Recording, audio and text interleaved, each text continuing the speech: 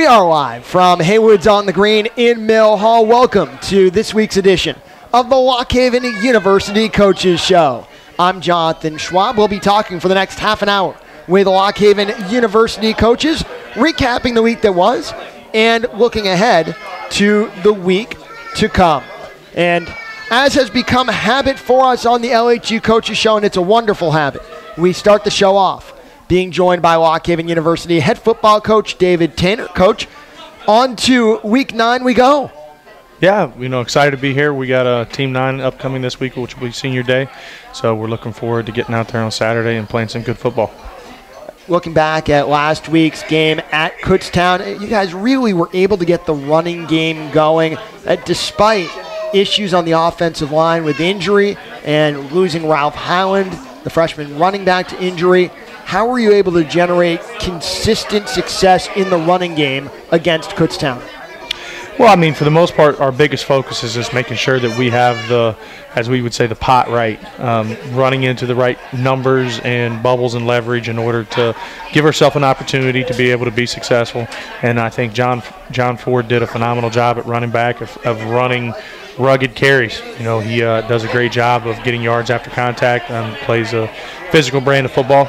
The offensive line, we had a couple issues early in the game. We actually lost our starting right tackle during pregame warm-up, which is something you never want to see happen. And then lost another one of our players within the first 3 series. But the next man up, the guys got in there. Coach Nickel does a phenomenal job coaching the offensive line and has multiple guys prepared to go out and play each Saturday. So they were able to step up and played a physical brand of football. We also, got good leadership from Willie Sensendorfer as a lead blocker in a lot of situations. We use him as a tight end and also a lead blocker, fullback type guy at times. So I think those guys did a great job, and we were excited about how they finished. It was actually our 3rd back this year that's had a 100-yard-plus game. How do you generate that necessary cohesion to have success with the offensive line when so much of what builds that cohesion is practice time spent together and communication and chemistry built up over time?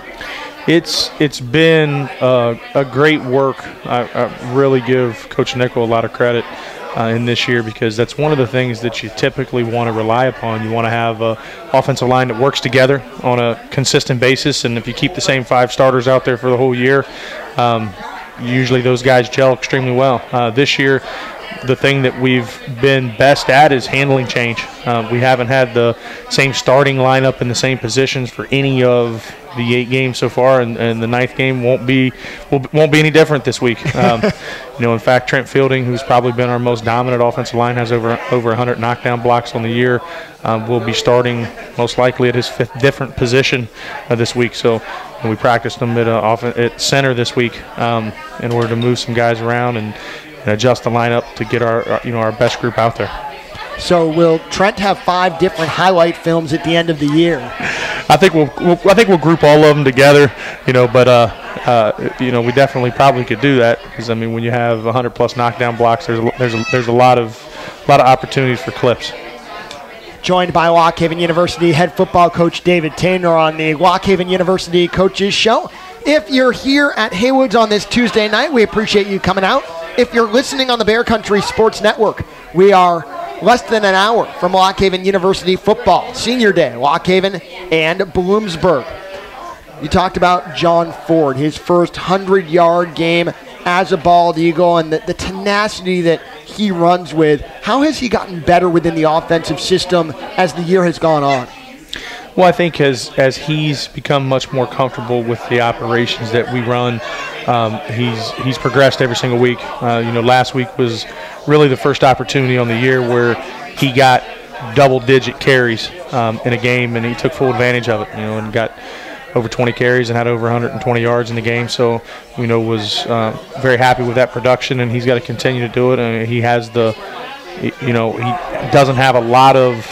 He wasn't here in the spring, so he just transferred in the fall. So, he's learning and getting better every day.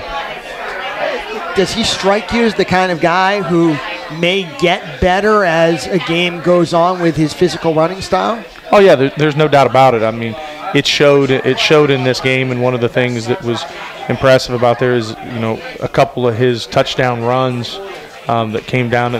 One in particular we always talk about getting the pot right and having the right numbers. Well, we happened to run into the wrong numbers down inside of the 3-yard line and had an extra player at the point of attack, and he ran right through the guy and finished in for a touchdown. So he has the ability to do what you want out of a running back, which is, you got to make at least one pay for wanting to tackle you, he does a good job of it. So we've been happy with him progressing, and he continues to get better every week.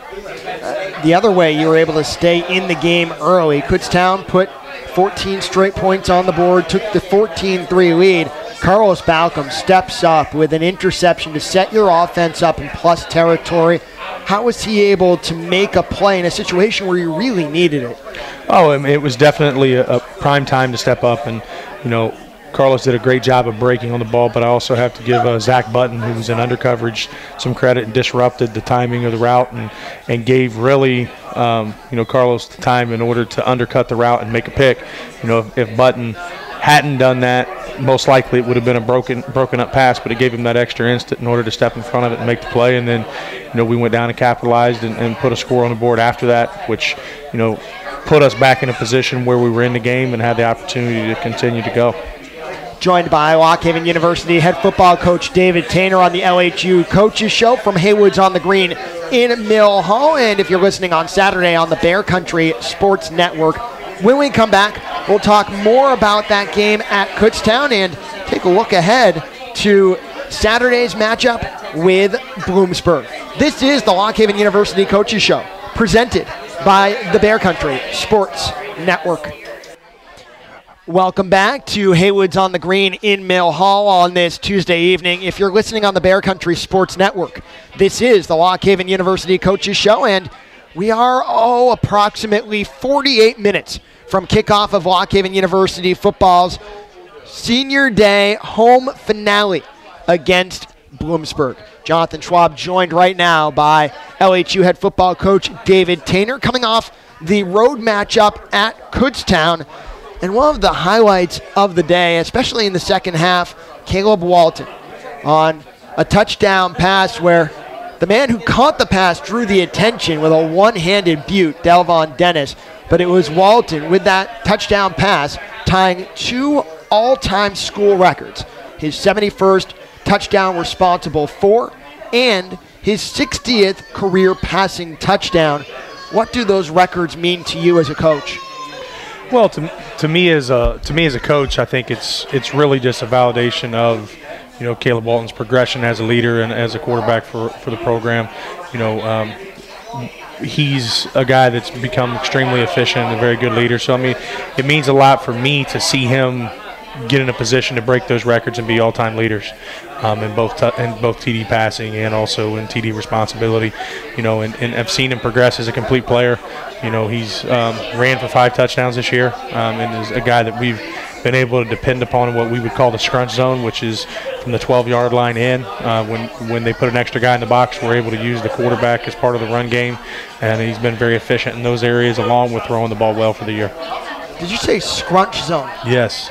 Interesting. And why is the 12-yard line where you set that? Well, we break the field zones down into, we have the critical zone, which is really what most people would call the red zone, but we run it from the 30 down to the 12, which is really in the scoring zone. Then you hit the 12-yard line, and at that point in time, the length of the field that you're working with gets under 25 yards, so you don't have full access to the third level. So it's a scrunched down zone that you're using. It's not quite goal line. We'll separate goal line when we get inside of the 5-yard line. So you have the scrunch zone, and once you get down there, a lot of times defenses will have for sure at least one extra defender in the box. So if you're able to use your quarterback and you're not handing the ball off, that gives you one extra blocker in your attack. Now let's talk about the catch that was made to help Caleb Walton achieve those 2 record-tying moments. Delvon Dennis, if you haven't seen the video of the catch, you need to see the video of the catch. Over the course of all the football you've played and watched, where does that catch rank for you? Well, I think it's definitely an ESPN top 10 type of play. I mean, when you watch it on film and you're able to slow it down, you're able to actually see even more. I mean, he went up and made a one-handed catch that a good portion of the ball, even when it made contact with his hand, was outside of his hand, and somehow he was able to twist back, stick it with one hand, and made a phenomenal catch. That's kind of a once in a career type thing. So you get that play that draws you within 6. Another real positive for your team, the passing game, 16 yards per completion. So when you were hitting passes, and you hit your passes with a reasonable success rate against Kutztown, when you hit them, they were big plays. How were you able to connect on some big plays in the passing game? Well, I mean, it was something that we wanted to do going into the game.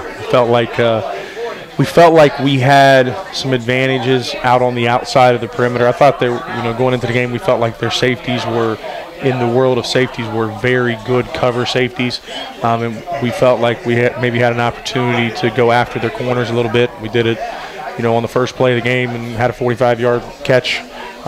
We went a couple other times on the outside and went after them, but we got 2 big plays on the inside too. Nice here. Minnie Grotz had a 69-yard catch, which was really matched up in man coverage versus one of their safeties, and then the catch that Dell had that was a big play touchdown was also one that matched up on their safety. So we attacked both sides, but it was part of our game plan because in 2015, against them, we took a lot of underneath, and we didn't really challenge them vertical, so we wanted to challenge them vertical in this game. Joined by Lock Haven University head football coach David Taynor on the LHU Coaches Show. You move forward now, senior day at Bloomsburg. If you could give the folks who are at Haywoods tonight just a brief synopsis of Bloomsburg, please. Team 9's a very good team. I don't know the exact amount of years because I think it's 25 plus years that they've had 7 wins or more in the season. They're a 5-3 ball squad that's done some good things on the year. I think that they're, offensively they're going to be behind number 26. For them, their tailback, who is a versatile player that can play in the backfield as a ball carrier, but also can get out and play wide receiver for them. And then from a defensive standpoint, they're really when you evaluate a defense, you look for what is their pursuit to the football. And one thing about that group, they run to the football well. So, I mean, they're a very solid defense, and it's going to be another great challenge for us to match up with them this Saturday, and we're looking forward to that opportunity. Hour 1 for fun with Lock Haven University head football coach David Taynor. The Bloomsburg game is senior day. You had senior days of your own as a student athlete. You've also experienced them as a coach. What's your favorite senior day memory?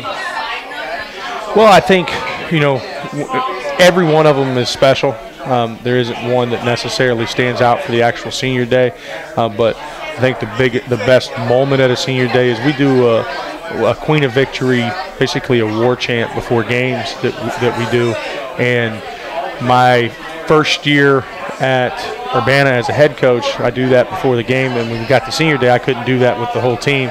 And we had a guy by the name of Maurice Harden that did that in the locker room, and they had it taped. He was imitating me, which was probably the funnest moment that I've had on a senior day, is hearing him try to imitate me with the Queen of Victory. Again, it is Bloomsburg coming to town, noon kickoff.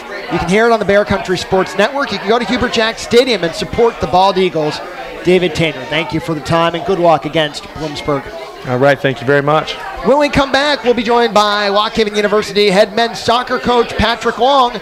This is the Lock Haven University Coaches Show, presented by the Bear Country Sports Network. Welcome back. It is Tuesday night, and you know that is the Lock Haven University Coaches Show.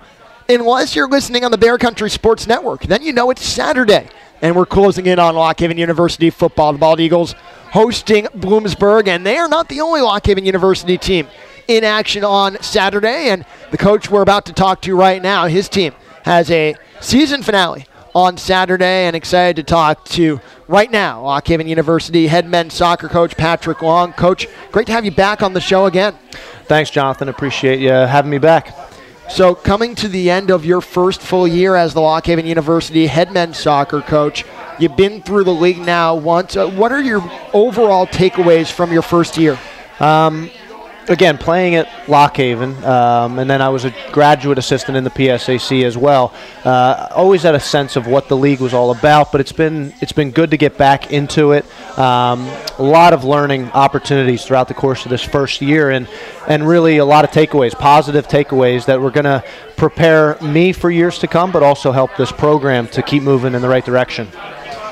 Senior day on Saturday, and a number of seniors graduating. We've talked about Troy Amsbacher in our previous interviews, but it's worth it to talk about him one more time. 14 goals on the year, and not just 14 goals, but 14 goals as the guy who is at the top in bold and italics on every opposing scouting report.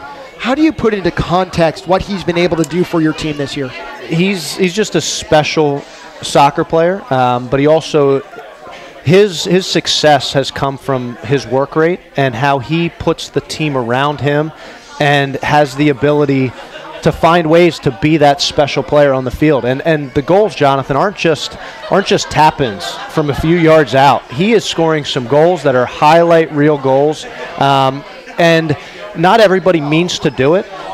When you put the ball in the top corner or you beat the goalkeeper from 25 or 30 yards out, but he does. He has a knack for scoring goals and the ability to take on the opposition's best defender and probably their secondary and third defenders and still find success is really a credit to him and who he is as a soccer player. And it's been a privilege to work with him.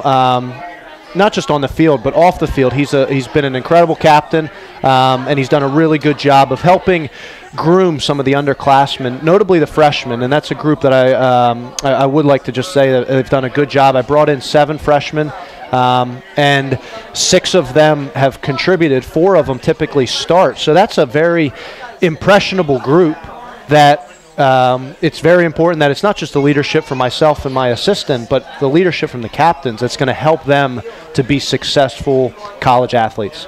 So you never bothered to ask Troy, was that where you meant to put the ball? You knew. Yeah, I think I did. I mean, he knows what he's doing. The goal that he scored at Slippery Rock, I mean, it was from 25 yards out, and it was a goal that if the weather was very good and we had good footage of the game, I think we could have sent it into SportsCenter for the top 10.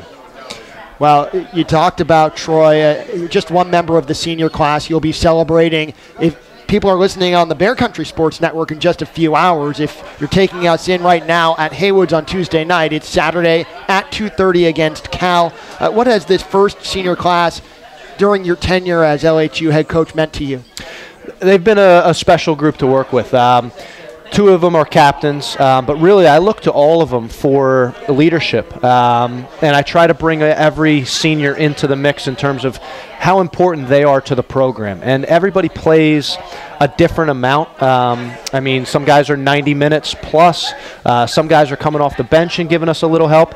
And there's even a few that haven't played much at all, but they're still very important parts of the program. And that's I think what makes them such a special group, and a group that I've enjoyed being with and calling my first my first graduating class that I've had the chance to work with. So I've enjoyed it thoroughly, and I hope classes that follow really learn from the example that these guys have set, not just as athletes, but more importantly as just good people that I enjoy.